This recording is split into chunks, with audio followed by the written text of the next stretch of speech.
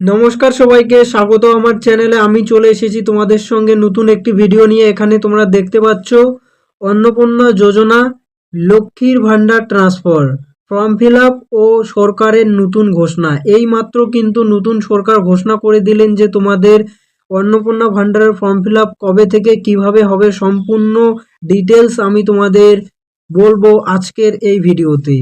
তো অনেকেই এখন চিন্তায় আছেন ফর্ম কবে ফিল আপ করবেন, না করলে কি সুবিধা বন্ধ হয়ে যাবে, লাইনে দাঁড়াতে হবে, নাকি এমনিতে বাড়িতে বসে ফর্ম ফিল আপ করতে পারবে। ভিডিওতে আমি পুরো বিষয়টা সহজভাবে বুঝিয়ে দেব।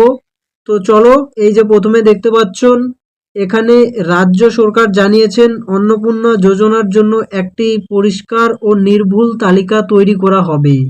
এই কাজের সঙ্গে যুক্ত থাকবেন যারা যারা, এখানে কমিশনার যুক্ত থাকবেন, সেই সাথে হোম ডিপার্টমেন্ট যুক্ত থাকবেন, তারপরে ওয়েলফেয়ার এবং আইটি টিম যুক্ত থাকবেন এবং আধার সংক্রান্ত কর্মীরা যুক্ত থাকবেন।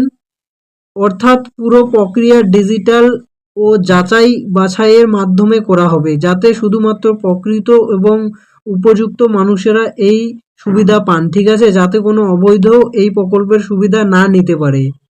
এরপরে যদি দেখি সরকার কেন বিস্তারিত ফর্ম নিচ্ছে, তো সরকার শুধু অন্নপূর্ণা যোজনার সুবিধা দিতে চাইছেন না, বরং পরিবারের সম্পূর্ণ তথ্য সংগ্রহ করতে চাইছেন। তো এখানে কিন্তু শুভেন্দু অধিকারী বলে দিয়েছেন যে এখানে শুধু অন্নপূর্ণা ভান্ডারের ডিটেলস নেওয়া হবে না, সেই সাথে মানে ফ্যামিলির আরও অন্যান্য যে ডিটেলস আছে সেগুলোও কিন্তু নিয়ে নেওয়া হবে, যাতে আরও অন্যান্য সুযোগ সুবিধা প্রদান করা যায়।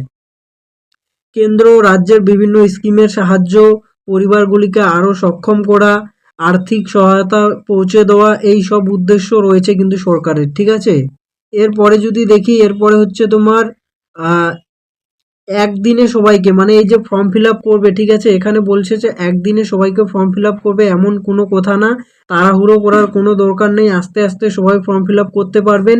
এই ফর্ম ফিল আপ কিন্তু তোমাদের এই 27 তারিখ আজকে থেকেই ফর্ম ফিল আপ তোমাদের শুরু হয়ে যাবে।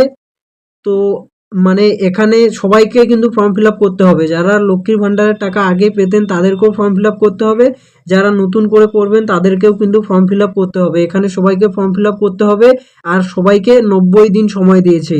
এই 90 দিনের মধ্যে যারা যারা লক্ষ্মীর ভাণ্ডার পান তোমাদের সবাইকে কিন্তু ফর্ম ফিল আপ করতে হবে। তারপরে তোমরা অন্নপূর্ণা ভাণ্ডারে ট্রান্সফার হয়ে যাবে। আর এবার যে মানে 1 জুন থেকে কিন্তু টাকা পাবে না, 3 জুন থেকে তোমরা টাকা পাওয়া শুরু করবে। তো কত করে টাকা দিবে, তো তোমরা লক্ষ্মীর ভাণ্ডারে যত করে টাকা পেতে 1700 এবং 1500, সেই হিসেবেই কিন্তু এখন তোমাদের টাকাটা দিবে।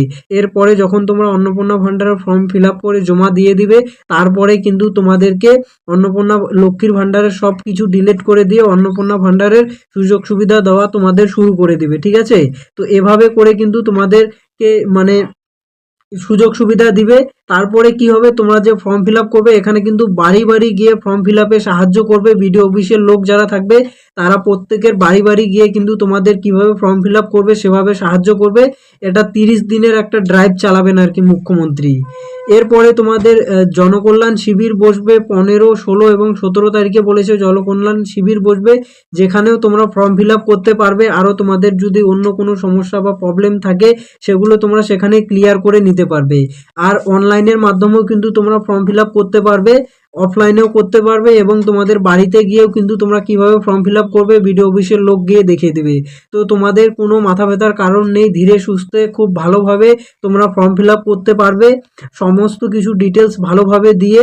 তো টোটাল 90 দিনের মধ্যে কিন্তু যারা লক্ষ্মীর ভাণ্ডার পাও তোমাদেরকে অন্নপূর্ণা ভাণ্ডার ফর্ম ফিল আপ করে নিতে হবে। আর তোমরা যে টাকাটা পাও যতদিন পর্যন্ত না অন্নপূর্ণা ভাণ্ডার ফর্ম ফিল আপ করছো ততদিন পর্যন্ত যে 1500 এবং 1700 সেরকম করেই কিন্তু টাকা পাবে। আর যাদের নাম এসআইআর লিস্ট থেকে ডিলিট হয়ে গেছে তারা কিন্তু এই মুহূর্তে টাকা পাচ্ছ না।